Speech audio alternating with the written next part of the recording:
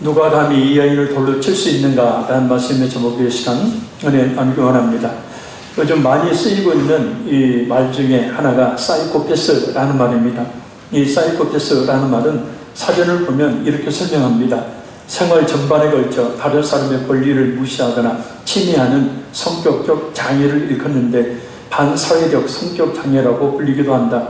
자기 감정에 미숙하고 감정을 억제하지 못하는 사이코패스는 자신의 감정과 고통에는 매우 예민하지만 타인에 대한 공감을 할 수 없기 때문에 누구와도 정서적 유대감을 갖지 못하는 것이 특징이다. 또한 죄를 짓고도 자신의 잘못을 전혀 느끼지 못하고 거짓말과 속임수에도 능하고 충동적이며 자신의 행동을 잘 제어하지 못하는 특징이 있다. 이 사이코패스의 특징을 그대로 가지고 있는 사람들이 오늘 본문에 등장합니다. 바로 유대 종교 지도자들입니다. 그들은 누구와도 정서적 유대감을 갖지 못하는 행동을 서슴지 않고 합니다. 또한 자신들은 죄를 짓고도 자신들의 잘못은 전혀 느끼지 못하고 오히려 음행 중에 잡힌 한 여자를 끌고 와서 예수님더러 어떻게 할 것인지를 묻는 어처구니 없는 행태를 보입니다. 그리고 그 여자를 둘러싸고 있던 사이코패스적 성격을 가진 사람들 역시 돌을 들어 그 여자를 향해 치려고 합니다. 자신들이 죄인이라는 사실을 전혀 인정하지 않으며 말입니다. 이 사이코패스라는 말은 우리가 흔히 이 무조건적 이 살인을 저지른 사람들에게 일반적으로 적용을 하는데 전혀 그렇지 않습니다.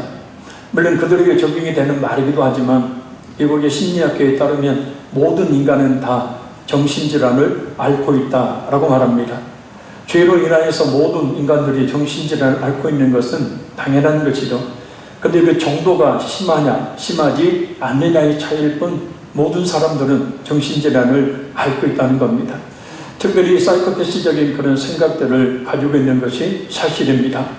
이 사이코패스적 행동을 보이는 이 사람들 앞에서 예수님은 과연 그 문제를 어떻게 해결할까요? 이 시간 성령 하나님께서 역사해 주심으로 우리를 향하신 하나님의 그 음성이 들리는 귀한 시간이 되기를 바랍니다. 우리 1절에서 3절까지 말씀 읽겠습니다. 예수는 갈람산으로 가시니라. 아침에 다시 상전으로 돌아오시니 백성이 다 나오는지라 앉으사 그들을 가르치시더니 서기관들과 바리새인들이 음행 중에 잡힌 여자를 끌고 와서 가운데 세우고 아멘. 7장에서 예수님은 성전에서 복음을 전하셨습니다. 그리고 그 다음날 아침에도 역시 다시 성전으로 오셔서 말씀을 전하십니다. 그런데 서기관들과 바리새인들이 음행 중에 잡힌 여자를 끌고 와 예수님과 사람들 앞에 세웁니다. 신명기 19장 15절에 따르면 이 여인의 범죄가 재판 요건을 성립하기 위해서는 남편을 제외한 두 사람의 증인이 필요했습니다. 더군다나 유대인들의 탈무드 중 이 미슈나의 규정에 따르면 이 약혼한 여인이나 또 유부녀의 간음은 발각된 현장에서 돌로 쳐 죽이는 처형하도록 되어 있었습니다. 그런데 여기는 증인이 없습니다. 그리고 그들은 재판정도 아닌 예수님 앞에 간음한 여인을 그것도 자기들 마음대로 세워놓음으로 예수님의 시험 아래는 다분한 의도를 보이고 있습니다. 서기관들과 바리새인들이 하는 짓이 바로 이렇습니다. 자기 의라는 충혈된 눈으로 두리번 정죄거리를 찾습니다. 어떻게 하면 예수를 궁지로 몰아넣을까, 그래서 죽일까 하는 생각으로 말입니다. 자신들이 얼마나 크고 많은 죄를 저지르고 있는 사람인 줄은 모르고 말입니다. 왜 그럴까요? 그들은 예수를 믿지 않기 때문입니다. 예수님 앞에서 자신이 죄인됨을 결코 깨달아 안 적이 없기 때문입니다. 성령의 사람들이 아니기 때문입니다. 자, 그들의 행동을 봅니다. 우리 4, 5절 같이 읽겠습니다. 예수께 말하되 선생이여 이 여자가 간음하다가 현장에서 잡혔나이다. 모세는 율법에 이러한 여자를 돌로 치라 명하였거니와 선생은 어떻게 말하겠나이까? 아멘. 서기관들과 바리새인들이 간음하다 현장에서 붙잡힌 여자 하나를 어디서 데리고 왔습니다. 그런데 좀 냄새가 납니다. 예수님이 시험하고자 시험거리를 찾고 찾다 평소 간음을 행하고 있던 여자의 뒤를 따라 간음을 하고 있을 그때에 덮쳐서 잡아온 것이라는 의혹을 강하게 느낄 수 있기 때문입니다. 간음한 여인을 잡아온 그들은 율법에 의하면 현행범이기 때문에 전혀 변명할 여지가 없는 여자인데 어떻게 해야 하겠느냐고 예수님께 묻습니다. 율법이 명시하고 있으니 자신들이 그 자리에서 돌로 쳐 죽이면 되지 왜 예수님께 데리고 왔느냐라는 겁니다. 이 문제는 유대인들의 율법과 로마의 형법 사이에서 갈등해야만 하는 문제입니다. 만약 예수님이 가늠한 여인을 돌로 치라고 한다면 두 가지 올무에 걸리게 됩니다. 첫째는 원수까지도 사랑하라는 평상시 예수님의 그 가르침에 위배되는 행위로 예수님의 그 가르침이 거짓된 것이 되는 겁니다. 둘째는 유대법에 의하면 사형에 해당되는 죄라 할지라도 로마법에 의하면 민간인에게 사형을 선고하거나 집행할 권한이 없고 우리 로마 황제의 대리인인 총독에게만 있었기 때문입니다. 총독의 허락 없이 사형을 명하게 되면 살인 교사죄를 범하는 것이 되기 때문입니다. 참 이러지도 저러지도 못할 애매한 상황입니다. 예수님은 과연 어떤 결정을 내리실까요? 우리 기독교에서는 전통적으로 7가지를 중요한 죄로 꼽습니다. 굳이 의미를 부여하자면 가장 큰 죄의 순입니다. 첫째가 교만입니다. 교만이 가장 기독교에서 큰 죄입니다. 둘째, 질투입니다. 셋째, 분노입니다. 넷째, 탐심입니다. 다섯째, 탐식. 배 터지게 먹는 이 죄의. 여섯째, 게으름입니다. 그리고 일곱째, 정욕입니다. 이 리스트를 보면 정욕은 맨 마지막이고 가장 먼저 나오는 무서운 죄가 교만입니다. 굳이 적용을 하자면 가늠한 여인보다 더 큰 죄를 저지르고 있는 사람들은 바로 교만한 바리새인들과 이 서기관들입니다. 우리는 도둑질, 사기, 살인, 간음죄는 큰 죄로 여기지만 교만, 곧 자기의는 그렇게 죄로 여기지 않습니다. 자기의가 가장 무서운 죄입니다. 왜냐하면 모든 것을 자기 소견에 오는 대로 자기 생각대로 살기 때문입니다. 하나님도 몰라보고 또 사람도 몰라보기 때문입니다. 가정이 무너지고 또 교회가 무너지는 대부분의 이유가 바로 이 남을 판단하는 이 교만, 곧 자기의이기 때문입니다. 우리는 눈앞에 하나님이신 예수님을 보고도 알아보지 못하는 이 유대인들의 교만을 철저하게 경계해야 합니다.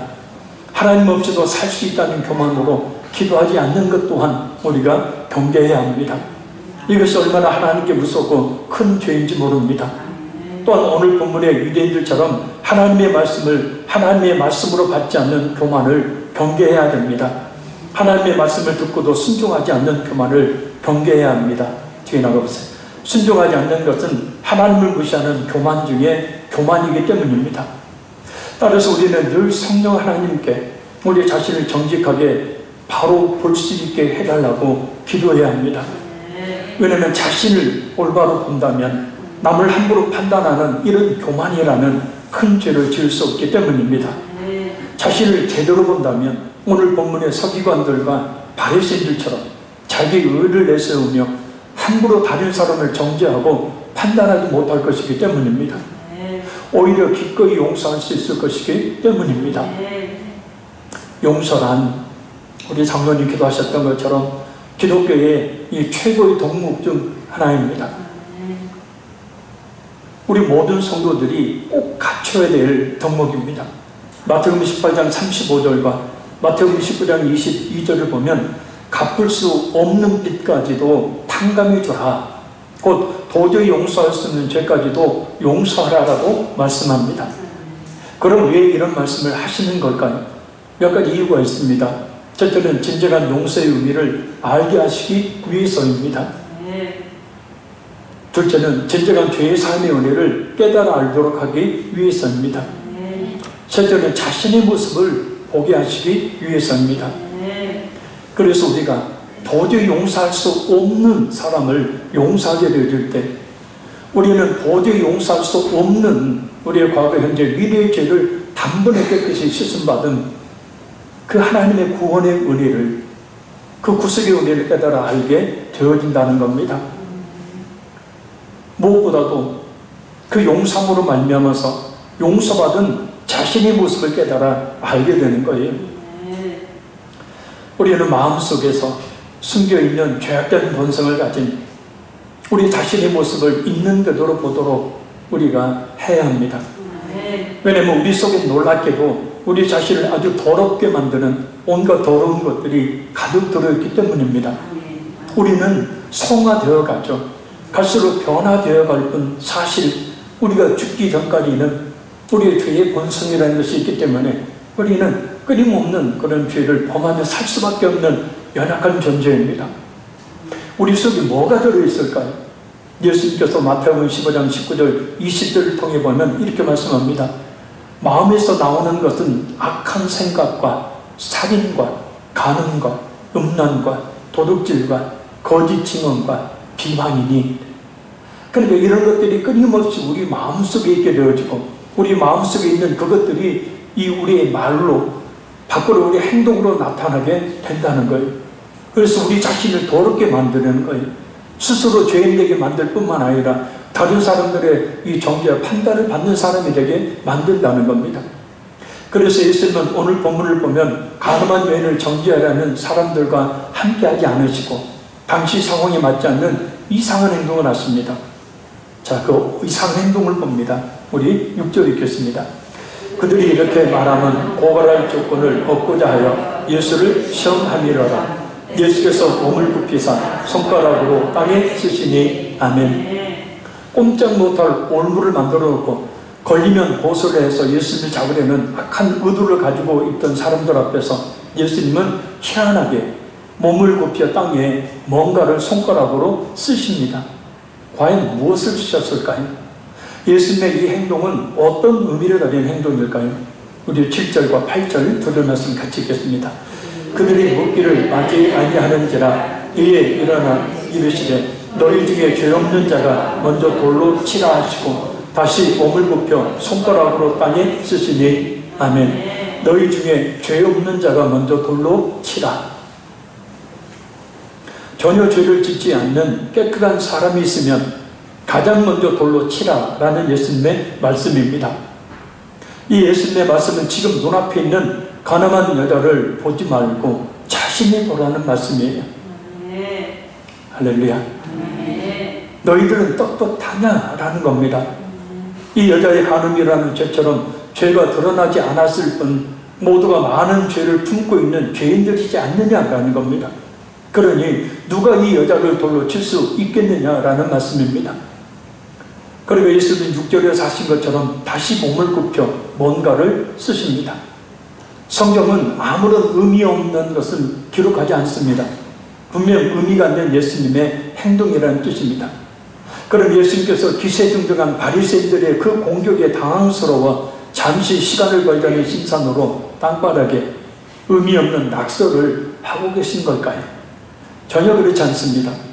배경학자에 따르면 예수님 당시 랍비 문헌에는 관제의 축제에서 부르는 죄를 사해 주시는 하나님에 대해 언급하면서 랍비, 당시 유명했던 랍비 가말리엘이 말한 재미있는 이야기를 기록하고 있다고 합니다.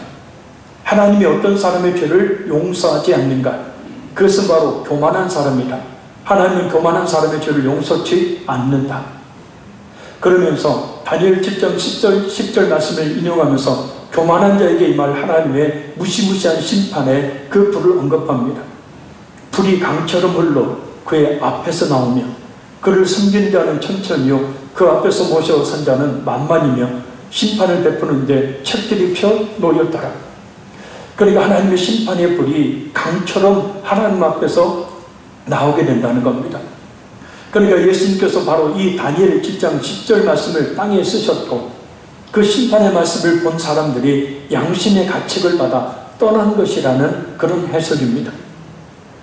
어떤 사람의 죄와 허물이 드러나거든 어떻게 그런 죄를 저지를 수가 있어 하며 정죄의 도를 들지 말고 예수님의 말씀처럼 나는 죄가 없나 이것을 먼저 생각해 봐야 합니다. 그리고 예수님께서 땅에 쓰셨던 하나님의 그 무시무시한 심판의 불을 생각하며 돌이켜야 합니다. 중요한 것은 지금 예수님께서 이 말씀을 통해 우리에게 말씀하고 계신다는 겁니다. 우리에게 다니엘 7장 10절 말씀을 알게 하시며 깨닫게 하고 계신다는 겁니다. 우리가 우리 자신이 죄인됨을 깨달아 안다면 함부로 다른 사람의 죄와 허물에 대해 정죄하는 교만의 죄를 짓지 말라라는 것입니다. 정죄하려면 자신의 눈 속에 있는 들불을 먼저 빼내고 난 뒤에 해야 합니다. 우리가 다른 사람의 눈 속에 있는 티를 빼라고 하지 못할 이유는 우리 스스로 우리 자신의 눈 속에 있는 들불을 보지도 못하고 우리 스스로 우리 눈 속에 있는 들불을 빼낼 수가 없기 때문입니다. 그니 정죄할 수가 없는 거예요. 마태복음 7장 3절에 예수님의 말씀입니다. 어찌하여 형제의 눈 속에 있는 티는 보고 네 눈 속에 있는 들보는 깨닫지 못하느냐. 그래서 우리가 우리의 눈 속에 있는 들보, 곧 우리에게 있는 큰 죄, 많은 죄, 수치스럽고 부끄러운 모든 죄, 잘못, 허물, 이 모든 것들은 우리 스스로가 깨달을 수 있는 것이 아니라는 거예요. 우리 예수님 앞에 나와 있을 때만, 예수님 앞에 자신이 어떤 존재임을 깨달았을 때만 그 들보를 깨닫게 된다는 거예요. 중요한 것은 그래서 우리가 예수님 앞에 나와서 우리에게 있는 그 들보가 얼마나 큰 것인가를 먼저 깨달아야 된다는 거예요. 그러면 내 들보가 크기 때문에 다른 사람의 작은 죄와 허물은 보이지도 않게 됩니다. 정죄하고 판단하며 네 눈 속에 있는 티 빼, 그렇게 못한다는 거예요. 그러니까 대부분 자기 자신의 들보를 보지 못하는 교만 때문에 다른 사람의 손가락질하고 판단하고 눈 속에 있는 티를 빼라 말한다는 거예요. 정말 우리가 냉정하게요, 하나님 앞에 우리 자신을 똑바로 보게 되어지면 다른 사람 볼 수가 없어요. 우리 자신만 보게 되는 거예요. 그래서 누구든지 죄 없는 자가 먼저 돌로 치라. 너 자신들 한번 봐라. 네 자신들도 온갖 죄를 저지르고 있지 않느냐. 그런데 이거 어찌 감히 돌을 들여 칠 수가 있느냐라고 말씀하고 계시는 거죠. 자, 우리 9절 읽겠습니다. 그들이 이 말씀을 듣고 양심의 가책을 받아 어른으로부터 시작하여 젊은이까지 하나씩 나가고 오직 예수와 그 가운데 섰는 여자만 남았더라. 아멘. 죄 없는 자가 먼저 돌로 치라 라는 예수님의 말씀에 양심의 가책을 받은 사람들은 어른으로 시작하여 젊은이까지 하나씩 성전을 빠져나갑니다. 그럼 평상시 양심 없는 행동을 서슴지 않고 행했던 이 사람들이 왜 여기서는 양심의 가책을 받았을까요? 바로 2절에 아침과 깊은 연관이 있습니다. 이 아침은 초막절 7일간의 축제가 끝나는 다음날 아침, 곧 초막절 8일째 되는 아침을 말합니다. 그러니까 오늘 본문의 배경은 초막절 마지막 날이에요. 먼저 이 초막절 7일째에서 8일째 아침으로 넘어가는 시간에 대한 이해가 필요합니다.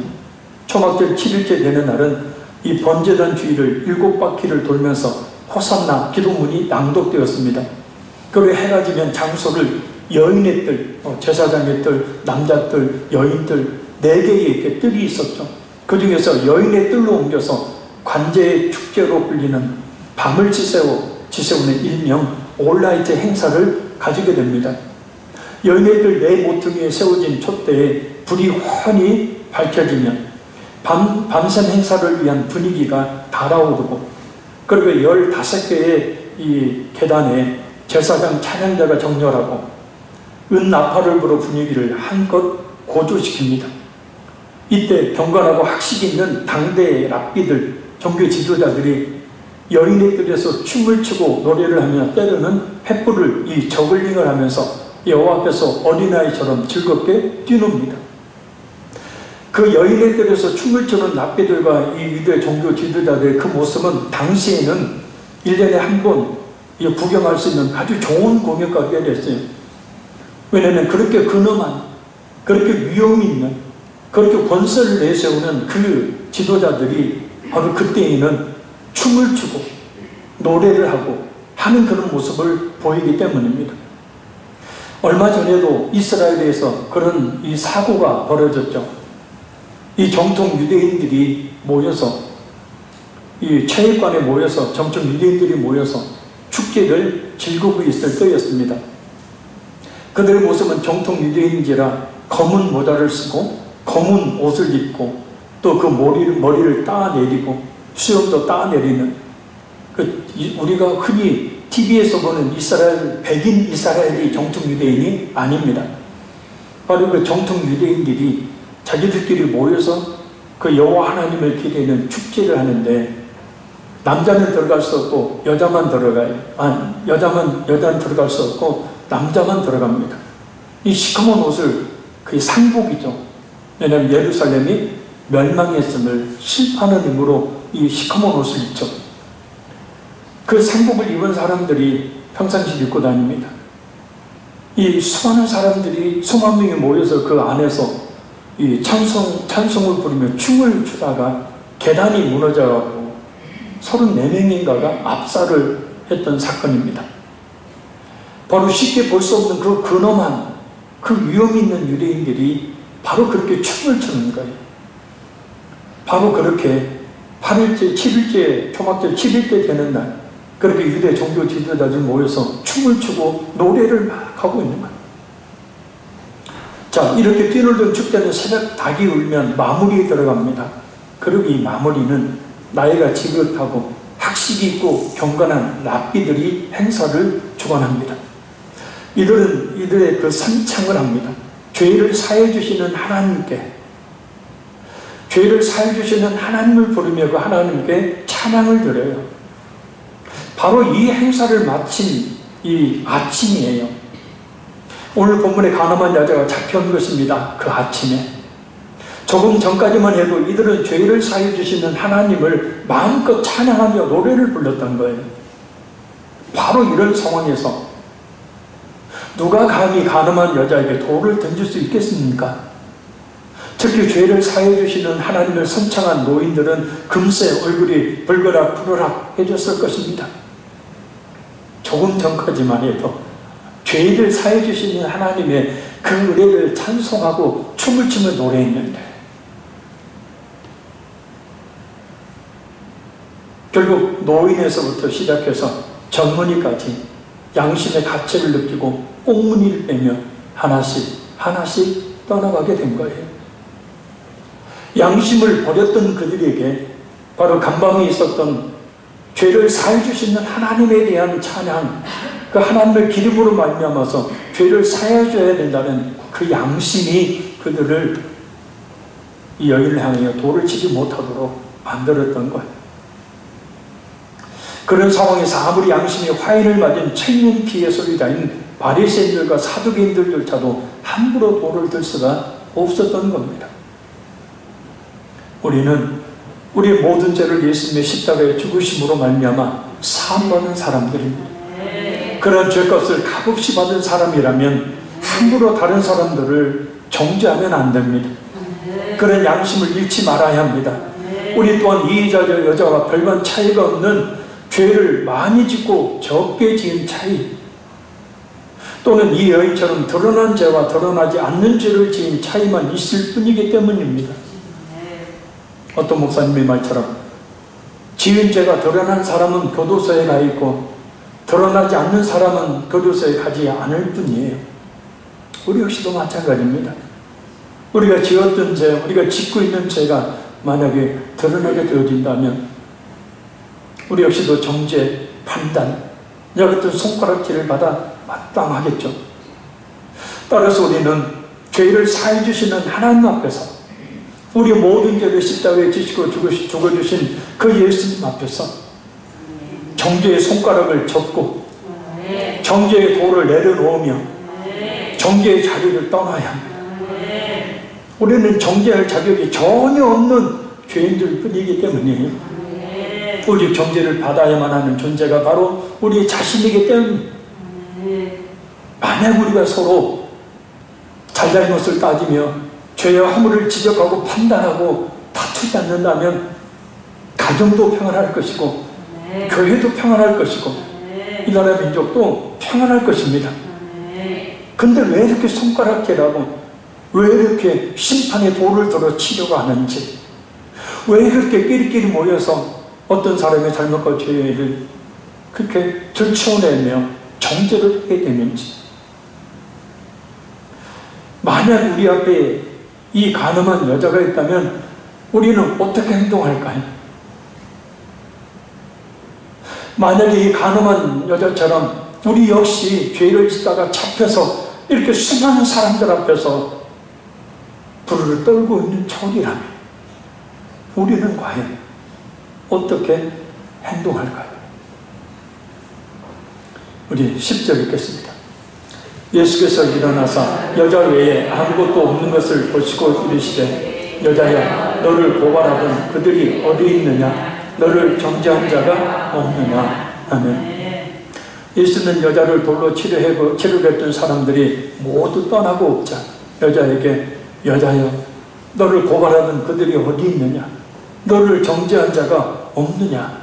라고 말씀하십니다. 이미 다 떠난 것을 아시면서도 여자에게 이제는 안심하라는 말씀을 이렇게 하신 겁니다.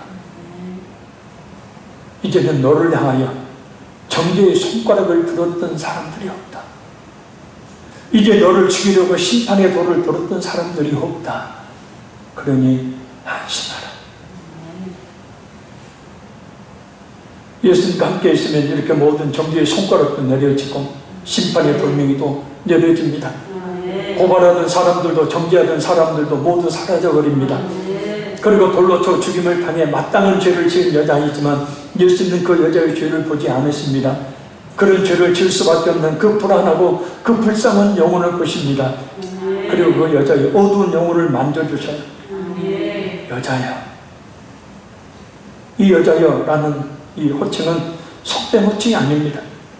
예수님께서 육신 어머니 마리아에게도 행했던 상대방을 존중히 여기는 아주 정중한 호칭입니다. 바로 그녀의 죄를 보신 것이 아니라 그녀의 그 불쌍한 영혼을 보셨기 때문입니다. 그녀의 죄를 봤다면 아마 예수님도 정죄하셨겠죠. 그런데 전혀 그 죄에 대해서 묻지 않으십니다. 비록 죄인이지만 그녀의 인격을 존중하고 계시는 예수님의 모습을 볼 수가 있습니다. 이 예수님의 영이신 성령님께서 지금 우리와 함께하고 계심을 믿으시기를 바랍니다. 세상의 무거운 짐들과 죄악 가운데 지쳐있는 우리 영혼을 불쌍히 여기시는 성령님이 우리와 함께하고 계십니다. 이 시간 그 주님이 우리를 깊이 만나주시기를 간절히 소원합니다. 그런 거기에서 우리 성령님의 우리의 마음과 몸을 만져주시는 은혜가 있게 되어집니다. 우리를 고쳐주실 겁니다. 우리를 회복시켜 주실 겁니다. 우리를 새롭게 해주실 겁니다. 우리를 변화시켜 주실 겁니다. 그 은혜로 채워주실 겁니다. 우리에게 안심하라, 평안을 말씀하실 겁니다. 예수님과 함께 있을 때 정죄가 없습니다. 주님과 함께하니 어떤 죄도 용서를 받습니다. 오히려 그 영혼을 오르머져 주시는 은혜를 입습니다. 모든 죄의 무거운 짐이 다 벗겨지고 영혼의 자유함을 얻습니다. 그동안 여인을 묶고 있었던 모든 그 죄가 풀려지고 그 영혼의 눈을 뜨고 주님을 보게 됩니다. 그리고 처음으로 예수님 앞에서 진실한 그 영혼의 그 음성을 예수님 앞에 토해놓습니다. 우리 11절 읽겠습니다. 대답하되 주여 없나이다. 예수께서 이르시되 나도 너를 정죄하지 아니하니 가서 다시는 죄를 범하지 말라 하십니다. 아멘. 주여 없나이다. 예, 예수님 말씀대로 저를 손가락질하고 저를 돌로 쳐 죽이려고 했던 사람들이 저를 떠났네요. 이 대답을 들으신 예수님은 여인에게 나도 너를 정죄하지 아니하노니 가서 다시는 죄를 범하지 말라라고 하십니다. 이 말씀을 통해 예수님은 당시 가장 사람들이 용서하기 어려웠던 음행의 죄를 지은 여자를 용서하십니다. 어떻게 그런 죄를 저질렀는지, 그동안 얼마나 같은 죄를 저지르며 살았는지 묻지도 않으십니다. 그래서 러스킨 이런 말을 했습니다. 죄는 벌로서 막을 수 없다. 오직 사람으로 하여금 죄인이 되지 않게 하는 것만이 이를 막을 수 있다. 사실은 돌에 맞아 죽어 마땅한 여인이었습니다. 그래서 잠깐이었지만 여자는 수많은 사람들의 손가락질을 받았습니다.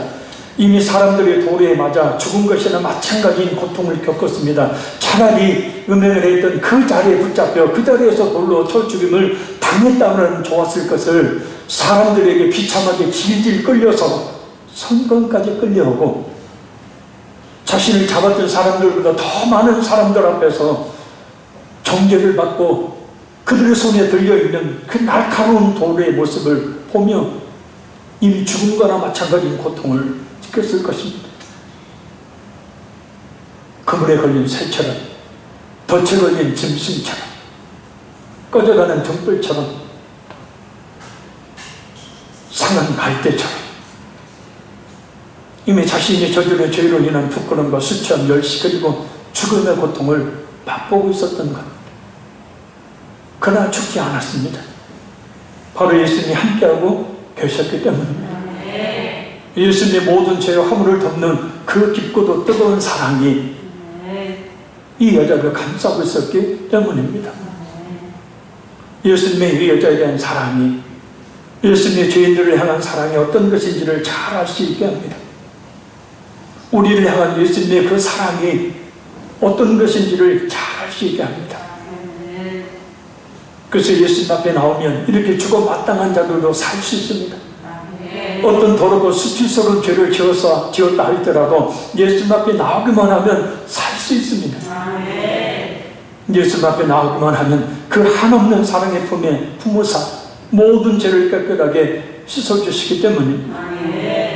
그래서 우리가 예수님 앞에 나와야 되고 그래서 우리가 주의 말씀 앞에 계속 나와야 될 줄로 믿습니다. 말씀했습니다. 루터가 종교개혁을 할 때였습니다. 서재에서 종교개혁을 준비하고 있는데 마귀가 나타났습니다. 그리고 종이에 가득 쓴 것을 루터에게 보여줍니다. 그것을 한참 들여다본 루터는 기가 찔렸습니다. 앞이 깜깜했습니다. 맥이 탁 풀렸습니다. 왜냐하면 자기가 오래전에 지은 죄를 낱낱이 기록해 놓았기 때문입니다. 이전에 너무 오래되어 잊어버리기까지 했던 죄를 다 적어 놓은 것을 보았기 때문입니다. 마귀는 그 뒷면을 또 보여줍니다. 자세히 보았더니 요 사이 최근 지은 죄를 다 기록해 놓았습니다. 마귀는 비웃는 얼굴을 루터를 향해서 이 기록이 모두 사실이냐? 그런 루터는 그렇다. 이때 마귀는 루터를 향해 손가락질하며 이런 더러운 녀석이 무슨 종교개혁을 해? 너나 좀 바로 살아. 너 이 죄값을 어떻게 할래? 이때 루터는 아무 말도 할 수가 없었습니다. 머리를 숙인 채 힘없이 앉아있는데 뒤에서 분명히 들리는 부드러운 음성이 있었습니다. 루터야, 네 모든 죄를 내 피로 다 씻었다. 너를 정죄할 자는 아무도 없다. 이 음성을 듣는 순간 루터는 정신이 반짝 들었습니다. 그리고 로마서 8장 1절 말씀이 생각났습니다. 그리스도 예수 안에 있는 자에게는 결코 정죄함이 없나니. 그래서 루터는 새 힘을 얻어 크게 외치며 책상에 놓여있던 잉크병을 들어 벽에 던졌습니다. 그리고 그리스도 예수 안에 있는 자에게는 정죄함이 없다. 누가 나를 정죄할 것이냐. 그때 마귀는 어디로 간지 사라지고 말았다고 합니다. 오늘 본문의 여자처럼 어떤 더럽고 수치스러운 많은 죄를 지었어도 예수님 앞으로 나가기만 하면 정죄함은 없습니다. 예수님께서 그 십자가에 설계신 피로 과거, 현재, 미래의 모든 죄를 단번에 깨끗하게 씻어주셨기 때문입니다. 예수님의 그 깊은 사랑이 모든 죄를 완벽하게 덮어버리기 때문입니다. 그러니 상한 것들을 걷지 아니하시고 꺼져가는 등불을 끄지 아니하시는 예수님 앞에 우리가 더욱더 나오기를 힘써야 합니다. 그 품에 안기기를 힘써야 합니다. 그럴 때 악한 일들이 떠나가고 진정 우리의 몸과 마음에 자유함을 얻게 되어지며 우리의 어둠이 떠나가고 평안과 기쁨이 있게 되어집니다. 이 시간 우리의 주님 앞에 우리의 마음을 담은 찬양을 고백하며 우리 간절히 기도하기 원합니다.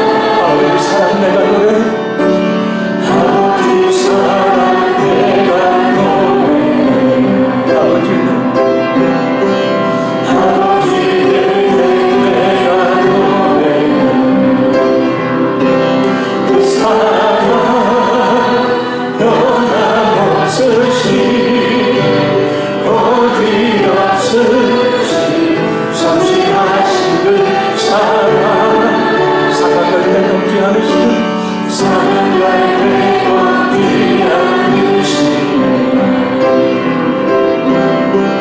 고단한 눈물을 피하는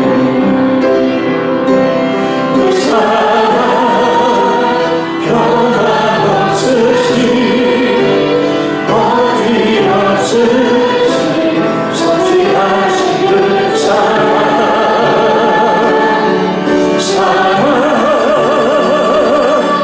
그 사랑 날 위해 주신 날 위해 다시 사신 예수 그리스도 다시 오실 그 사랑 죽음도 생명도 천사도 하늘의 어떤 곳에도 끊을 수 없는 영원한 그 사랑 그 사랑 그 사랑 날 위해 주신 날 위해 다시 사신 예수 그리스도 다시 오실 그 사랑 죽음도 생명도 천사도 하늘의 어떤 곳에도 끊을 수 없는 영원한 그 사랑 우리 시간 기도합니다. 하나님 현장에서 붙잡혀 그 열정 우리 떠오르는 주님 앞에 온갖 죄악을 저지른 자녀들에게 우리 주님 앞에 있는 것들이 우리 주님의 그 죄성의 은혜로 말미암아서 꺼져갔던 우리 등불을 다시 살려주시고 상이 갔던 그 갓대를 다시 세워주신 그 하나님의 놀라운 은혜로 우리의 시간 주님 앞에 서 있음을 믿사오니 그 구원의 해가 다시 한번 우리 심령 가운데 아버지 하나님 임하게 도와주시라고 그리고 우리 또한 손가락을 내려놓고 판단에 정죄의 돌을 내려놓고 죄의 함부를 다해 용서하는 그런 모습의 삶이 될 수 있도록 해주시라고 이 시간 다같이 우리 주님 한번 간절히 기도하겠습니다. 주여